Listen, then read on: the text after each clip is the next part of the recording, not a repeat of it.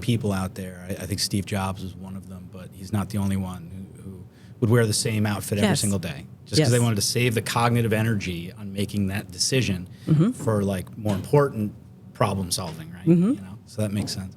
So I used to be a performing artist. Yeah. And I did a bunch of music theater when I was younger, but I find it that I don't have as much of an urgency to say something. And I think that like singer-songwriters, if you don't have something to say, you're just going through the motions, or you're playing covers, right? And it's like, you know, and then you're being somebody else, sort of. Who wants to do that, right? You know. So even now, like I don't perform nearly as much as I used to, even like 10 years ago. Even at home, you know, I'll start a song and then I'll just get bored with it and I'll put it down. Your own? Yeah, so did a lot of writing myself. It's very difficult to write when you don't feel like you're trying to say something. And so this is the things you contemplate when you're creative, is like the tortured artist, you know, the broken heart, the suffering, you know, the injustice in the world. Those things sometimes create this spark of inspiration to say, I've got something I need to get out, right? And not even like getting to a point in your life where you don't have problems anymore, because everybody's got challenges, but you get to a point in your life where you're just content. You don't have the urgency. Yeah. Right? But I don't know. I mean, I think to a certain degree, like taking away the angst and taking away that fiery part, it doesn't necessarily have to be limiting. It's more so just like a more natural, like gradual step into it. But the pace is probably a little different. Yeah.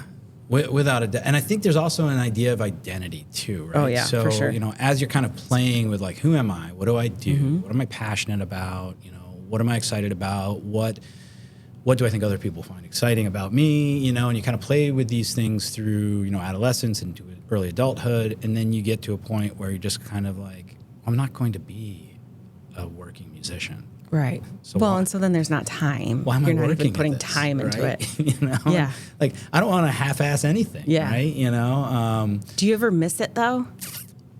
What do I miss? So there are elements of the showmanship that I get in doing this. I get every day when I'm on stage, metaphorically, in front of my team, because as a leader, you're always on stage. So there are elements of that. I mean, it's much more acute when you're about to step out onto stage, sitting down in front of a microphone, and the butterflies are just going. And then you start singing, and you overcome that, and you're like, okay. Yeah, and then you start responding to what you're doing, and you're like, okay, this is cool. Because I think people admire the effort, even if it's not like exceptionalism. Yeah, you know? Especially the people who love you. Well, but I mean, you can't always only play in front of people who love you, right? You know, a lot of times you're playing in front of strangers, you know, and I think, so it's super interesting. But I don't know that it's something I'll ever go back to. I find that I'm much more distasteful of the sound of my own voice singing now than I used to be. You know, I used to tell people like, I'm kind of like Bob Dylan, but you know, I don't sing nearly as well, right? And if you know Bob Dylan, like he doesn't sing that well, right? You know, now it's like I don't even have like a cute thing to say anymore. I'm just like that's what American Idol did to us, I think, too. I'm like, I know what Simon Cowell would say to me. Yeah. I would never make it. No. But what about the music part, though? Like, so what role does music play for you now? I mean, I listen to music to either enhance or change my mood. You know, I find that I have a lot more refined, and by refinement, I don't mean better, I just mean narrowed taste for music now. When I was younger, I used to, something with a really strong or heavy beat, even like a little bit loud and dangerous. I'd listen to that when I was, maybe in the gym, something to kind of get my like aggressive Metallica? nature up. Yeah, sure. Yeah. Hard rock, heavy metal, even, and now it's like I listen to it. And even though I can recall all the reasons that I liked it, I'm just like, I can't listen to this. Like it's doing something to my vibration that I don't appreciate, right? Because it's much more about like my calm these days than it ever was before. Because that's it's you talk with people about aging, and it's like, the only resource, a commodity that matters now is time. And it's like, absolutely not. No, it's like my energy reserves, my calm. Your state. Rest. I mean, and, those are the things that like family, as much as family is such an amazing dynamic, those are the things that your family blows right through those boundaries and takes advantage of. So your rest is not important to your kids. Your rest is often not that important to your spouse. Mm-hmm. Your calm is not important, especially if they're not calm. Yeah. They come in and they're just like, I'm in this state, be here with me. Even if it's just to sit beside me. But many times it's also, I need you in the trenches with me, being pissed off about this thing that Marcia said to me at work. And it's like, well, wait a second. Can you believe it? I don't know, Marcia. I think, she's a real piece of work, and I'm not surprised she said it. So, let's not let it affect our dinner, right? It's like, no, you don't even get me. That's not the right answer. No, But, and then with kids, for sure. Yeah. That's a game changer. Yeah. And I think that element to perform, you want to be there for them. Like that's... It's really tough. I saw this meme the other day, being married to an entrepreneur, and, the guy springs up out of bed at 5 in the morning. I think I saw this. And he's like, it's going to be an amazing day, you know, and it's, and like, it's a blessing and a curse, my optimism. When people meet me, for example, I went in to make a deposit at the bank yesterday, and the teller is like, oh, what about this weather, right? And I'm like, this weather's amazing. It's 40 degrees out. It's gonna be 15. Is it sunny? I don't even know. It was raining. I was like, but it's gonna be 15 degrees every day next week. It's 40 degrees out there. This is amazing, and they're just like, oh my gosh, And then the feedback I get when people get small doses of my optimism are like, that's just great for you, And it's like they seem to be captivated by it. It is so tedious for people who are around me for any length of time, because they're just like, what in the world, like even my father, I remember before he passed away, he would just be like, what are you smoking? Like, what is going on? Do you think you don't have the same problems? Yeah. And I was like, I have all the same problems. I've decided that I don't want to be consumed by my problems, like I focus on other things. I try to be grateful, like we live in a time where over the last 35, 40 years, 3 billion people have been pulled out of poverty, right? And even though there's a lot of visibility into the conflicts around the world, there's less war taking place, aggregate than there ever has been before. We have these amazing abilities to communicate with people and learn from people. I mean, even just like public sourcing research through like PubMed or something. Sure. Like that, right? It's like the average person. I'm an average person, right? There's nothing special about me. I can go and learn what PhD researchers and scientists are uncovering about the way the brain works and the way, just about everything works just by going online. And like, that's fascinating. It really is. And so they didn't have my favorite flavor of Slurpee at the store. I'm going to get pissed off about that. I don't drink Slurpees. I'm just trying to give you an analogy here, I'm losing my hair. I'm going to get pissed off about that. Yeah, it's like not sweating the small stuff. No. I mean, it's out of your control. And no, I hear you. So do you think that's like nature versus nurture? 100%. Well, no. Because you said like I make the choice. It's a combination. So I mean, I think I am who I was born to be, right? So wherever in the universe my essence was plucked and driven down into my mother's uterus, when I was born, there's something touched me with this desire and hopefulness. And that doesn't mean that I don't have moments of despair and moments of like need for more direction or more support. Some people are victims of their childhood. I'm a survivor of mine. I've used every bad day I've ever had to learn and grow and to get better and to build resilience and grit. So there's an element of like hyper-awareness that I think is helpful. And it's really hard for people to be objective about their own behaviors, their own thoughts, their own traumas and hang-ups. But through therapy, which I credit a lot of high school counselors, when I was 14 years old and, was displaying some, concerns with anger, adults who gave me perspectives that were very helpful and helped me break free from the very narrow dynamic that was presented to me by my family, as it happens to all of us, right? Helped me to break free from some of those narrow things. So yeah, I think it's got to be a little bit of both. I think it can be learned, but I tell people this all the time. I mean, one of the things that I'm the most protective of within my team is attitude, enthusiasm, effort.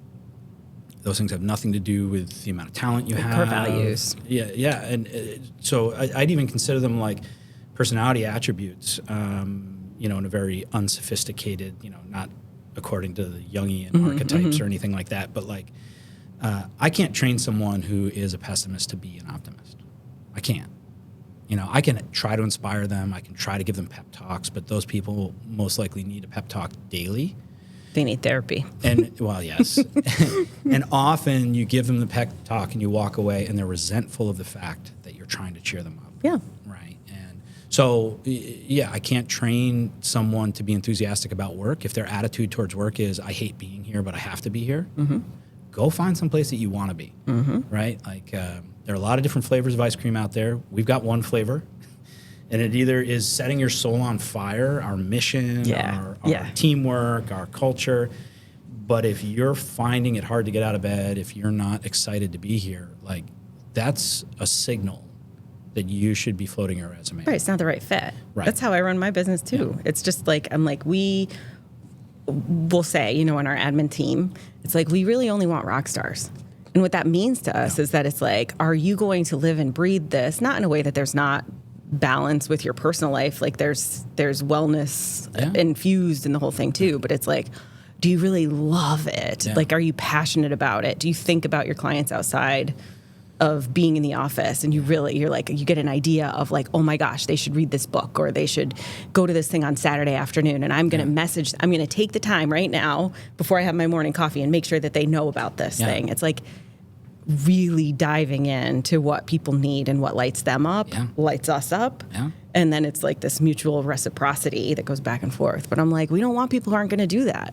So if you don't have that, it's the only way you can scale as an owner too, because if you can't have people who have that sense, that innate sense, digging for more, craving for more, and wanting to adhere to standards and quality deliverables that you yourself would provide, like the minute you walk out the door, your patient or client or consumer is getting a completely different experience of what you intend. That's right. They're actually buying from a different company than the company they would buy from. And it is not a commodity. It is not. Yeah. So it's like, and I know even in the early stages, when there was one employee and then, 4 and then 10, and that's the scalability like you're talking about, but it's like to trust that still the consumers know me because I've been doing it for so long. So they would come through or, call, but asking for me and for me to be able to, with full confidence, be able to say, I'm not available, but I have this person here, and I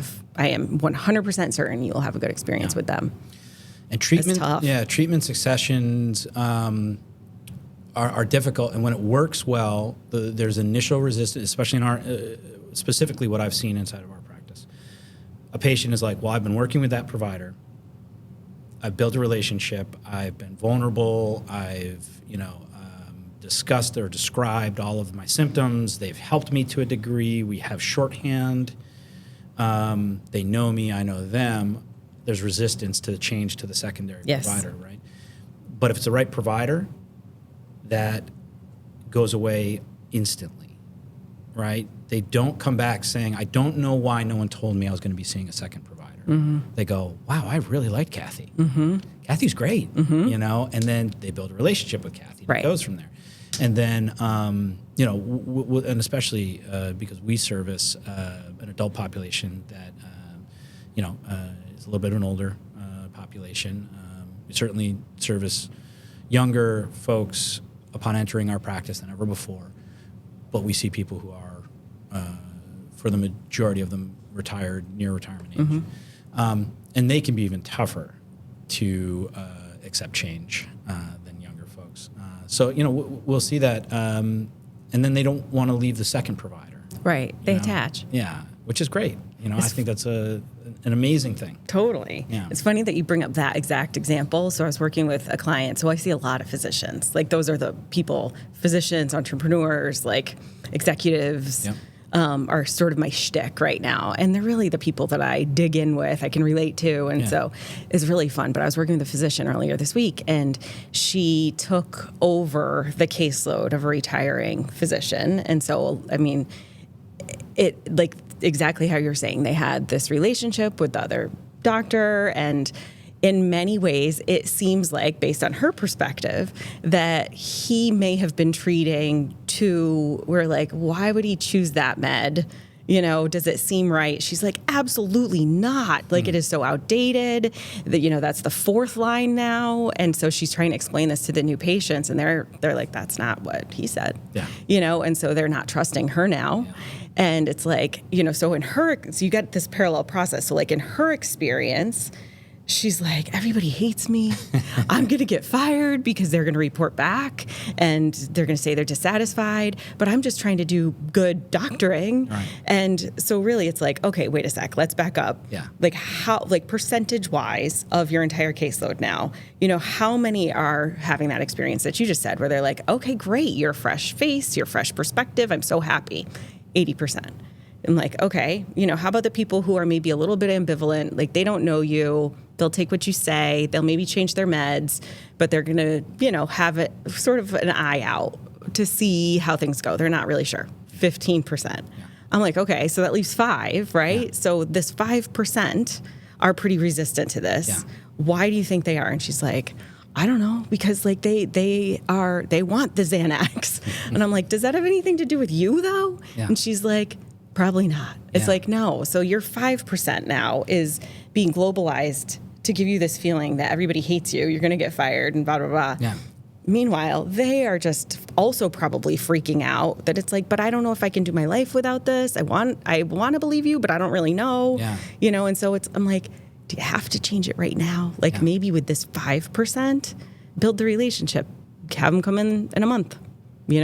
Plant the seeds. So it's like just trying to meld and meet people where they're at, and always the relationship though. 100%. And that's actually where I would begin if this provider worked for me, and I've been coaching providers for 15 years now.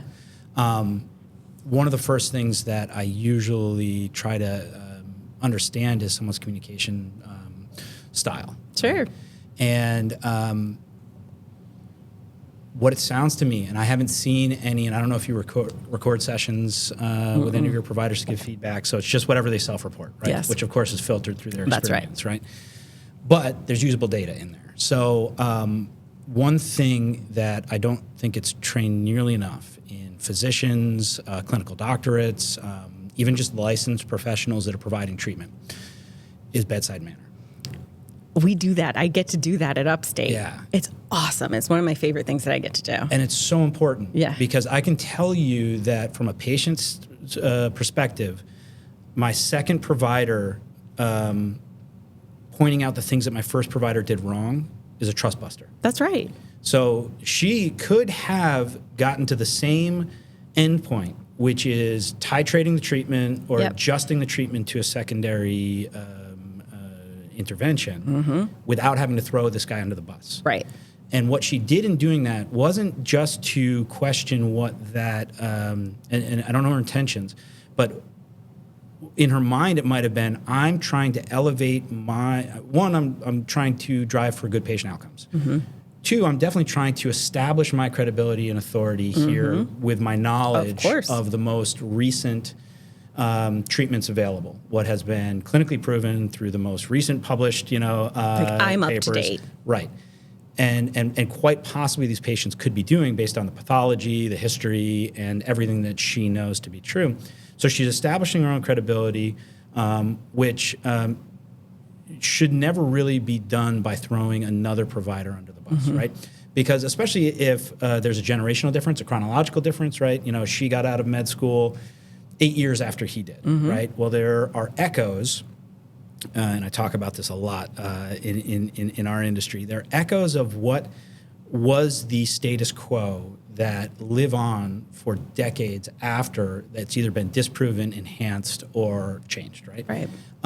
It just happens because when you're in med school, you're being taught, especially when you're in the theoretical beginning stages. You're in the classroom setting, lecture setting.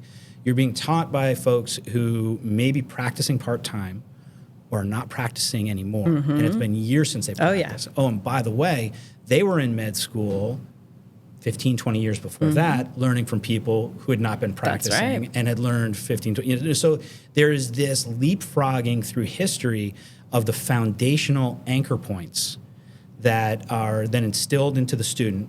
And then the student takes that and they enhance it through learning. And continuing education is a requirement of, almost all providers who work under a license. But it's not like continuing education, and I've written abstracts for CE classes. I've given CE classes. I've sat through a bunch of CE classes. They're not necessarily normally paradigm shifting or mindset shifting cases being made. Sure. This is something new. It might enhance. Here's what the latest evidence says. So in the provider's mindset, it's like, here's my very rock solid foundation of what I was taught, by my administrators and academic leaders. Here's what I saw when I was in residency that, further enhanced what my foundation was. And here's what I'm now taking away from CEs, which further enhances what I'd seen before.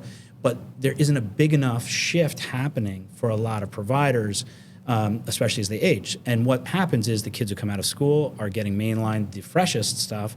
The kids or adults that have been in school a little bit further are still on that older operating system.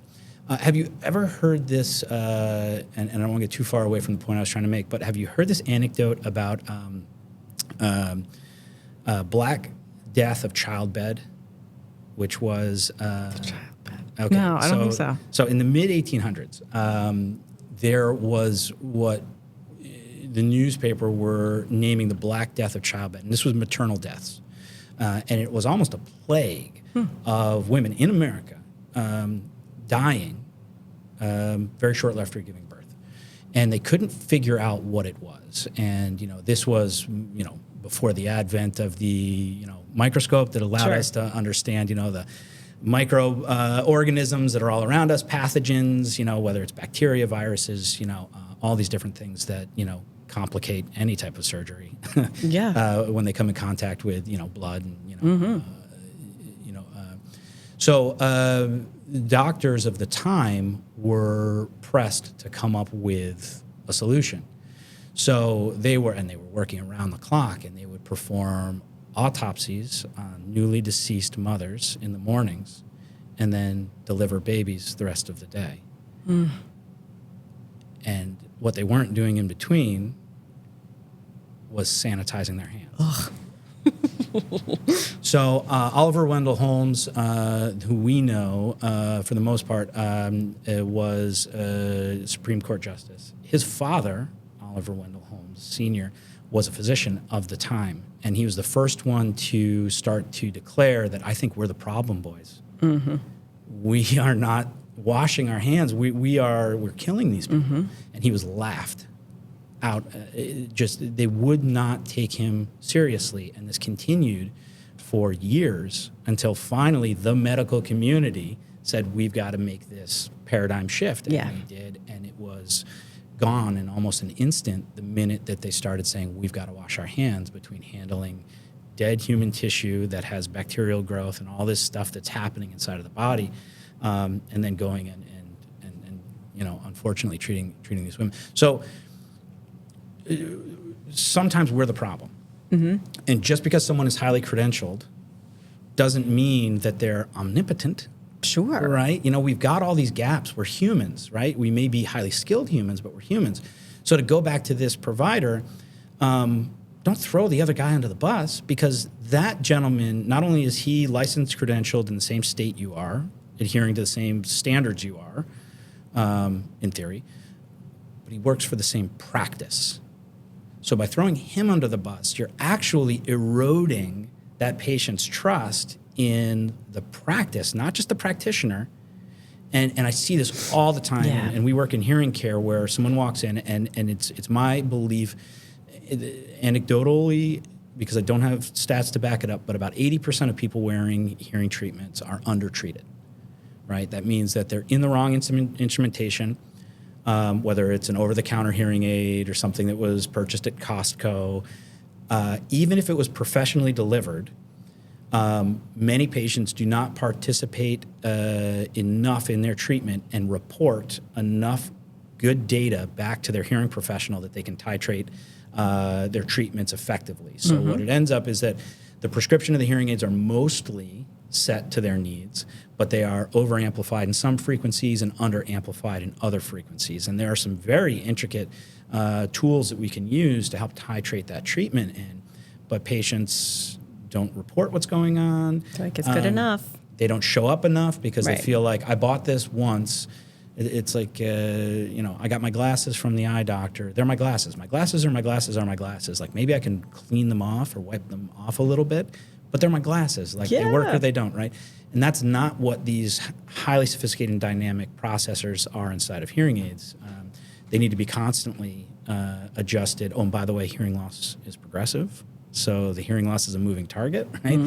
So we'll see this where a patient will walk in from another office and it's be like, I don't know who set these hearing aids up for you, but they didn't know what they were doing. And it's like, it's the absolute wrong thing to say. Yes, absolutely. Right? Well, and it puts people in that trauma response anyway, where they're like, oh my gosh, like I'm not safe now. Yeah. Or what happened? Who do I trust? Who do I trust? Now my anxiety skyrockets. And, and I think especially like for this provider, it's like she actually, of the providers that I work with, is phenomenal with bedside manner. So I think that there's even a nuanced version of it where it's almost like, even if not directly throwing someone under the bus, if you give a different recommendation than what that person gave, that's the indirect throwing under the bus. Like, you don't have to say anything specifically about that person. It's just sort of like, I'd like to explore changing your med. This is what the research says right now. What do you think about this? And even then, it is this, oh my gosh, but I've been on this for 20 years, so why would we do that? And that's not, what I thought was true. Right. So it's like introducing that discrepancy can just skyrocket people's anxiety anyway. But usually then it's, all right, well, let's recognize, like, if you interpret that reaction as them being just a pain or, they're not going to like you or whatever it is, versus this is new to them. Yeah. Let's just be patient with this. Let's join with that. Right. Validate that. Yes. And see where that goes. Person-centered care is what you're talking about. Right. So many providers, especially those who are overworked, or maybe lack the soft skills of communication, they crave more than anything the compliant patient. For sure. Don't we all on some level anyway? And I think there's a myth that, and maybe at one point it existed, and it's funny, we talk about it in hearing care as this, kind of age before the baby boomers, where the preceding generations, it really was a differentiator to be the family doctor in town. It was a differentiator to be a highly skilled professional, to be accredited in some way where you were hanging your degree on the wall. Through a number of different, regulatory changes and really just some societal changes. The baby boomers, more so than any other generation that preceded them, but it started before the baby boomers, but once they got to start deciding what they wanted to do with their lives and their careers, they had so much more open to them. And there are more baby boomers that are in professional careers than there ever, by percentage, than there ever have been before. So just because someone's a doctor, a baby boomer will look at you and say, I want a second opinion, right? Before that, it was kind of like, doctor told me to do this, I'm going to do it, right? And there are so many more specialized doctors now, too. It used to be that, maybe there was a pediatrician and then a family doctor. And sometimes there was a point where it's like, it was just your doctor. That's right. It was and just go the doctor, right? And you went there for everything. And now it's like you've got this generalist entry point, whether it's your pediatrician or your family doctor, your PCP now. They don't call them family doctors anymore. And what they do is they kind of triage and then they farm you out. And that's not the right word. But I know what you mean. It's like they refer to out to the specialists, right? Right. And so there's been this erosion of, I don't want to say the trust or the faith, But there's definitely been this opening up of being able to consider if this person standing in front of me knows what they're talking about, is giving me the whole truth, is the best, right? I mean, somewhere in the country right now, someone's getting on board a flight with the laziest airline pilot in the country, right? You know, and it might be your flight right now. And like, that sucks, right?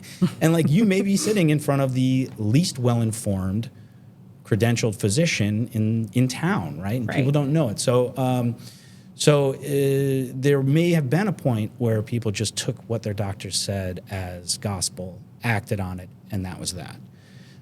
Now we're in a place where it's just like a baby boomer says, your degree on your wall, you want to see the degrees on my wall at home? You know, like, I'm a physicist, I'm a lawyer. Right. I just went to this community function where I was speaking to folks in a retirement community. It happens to be a retirement community that really caters towards academia. So I'm in there with retired pediatricians, retired chemists, and it's PhD mathematicians, and they're all just like, how come we can't provide our own hearing care? And I said, oh, you're all very smart people, that's right, but so this PhD mathematician sitting to my right, I said, he's smart, everyone really respects him, and everyone goes, yeah. You want him doing your open heart surgery? Right. And they all start going, no. So it makes sense. You want to work with a specialist. But I think we have to really understand that patients often are just looking for more information, even when they're being non-compliant or difficult. And sometimes that is just a sign that they're more involved, engaged, curious. So we should welcome that. I think even it's a lot of it is nervousness, right? Or their own sort of reluctance to trust. It comes from somewhere. Right. And so it likely has nothing to do with you as the provider. So, some of my favorite clients always have been like very like men or males who are not emotionally expressive. And helping them figure out, the role of masculinity in their lives. What did they learn about emotion? How can they start to learn to feel it in their bodies? And ultimately what it means is, and I think what I really actually do in my job is to try to remove shame. Because that as this main influencer can just completely shut someone down and they don't even know it. Like, they have no idea that it exists. I imagine somewhat similar, maybe this is a stretch, but to hearing loss, where it's 100%. Like it's not something that you would see on the surface. And so then, what's really hard in my field right now, I would say, is that there are so many people who want to help, which is a beautiful thing. The danger with it is that, like you just said, a lot of people, even my own parents, when I was like, I want to be a therapist, I think I want to go into the mental health field, and they're like, huh? Like, what does that even mean? And why do people do that? Why wouldn't you talk to us or talk to your friends or, it's like accessing this support in a different way. And that's true, right? People access support from their support systems. Hopefully they're really robust and really impactful, and that is absolutely necessary. That's not what I do. I don't provide, I provide support, but I'm going deep into people's lives, tapping into those unresolved wounds or issues or whatever it is that hold shame. And so when you can remove shame and resolve shame and heal the experiences that hold it, then people, start to flourish, and then they open up. And that's not, I went to school for a real long time to learn how to do that. And it's doing it for so long. The therapist that I am now is not the therapist I was 15 years ago, even 5 years ago. So, you just learn your craft. I have some questions about what you've just said, and I want to circle back to it, but I'm just realizing that, we're rolling. I haven't even introduced you yet. I know. I wasn't even sure if we were officially doing it. I know. Yep. Pre-show banter turned into the show. Cliff, let me just... One second. Yep. Before we do the official, I just want to make sure, is your mic good? You want me to adjust? I think so. It keeps... If it's a little uncomfortable, what I can do is just scoot it in. It popped into my head. I'm like, do I ask him if we're actually doing this right now? Honestly, I'm just going to let it go. Cliff stepped up his game so much. That's the smoothest intro on a podcast I've ever seen in my life. Well, we were just rolling. And, which is great. I'm just going to adjust this for you, and then I'll have you do a clap sync, and then we'll officially get started. Great. And then we'll figure out how to edit all that in because that was great stuff. Yeah, I mean, I've been switching, so we're good. Okay, good. Cool. Is that better for you? Yeah. Talk about professionalism, Anthony. All right, Cliff, if you can just give me that big clap scene. All right, and we're officially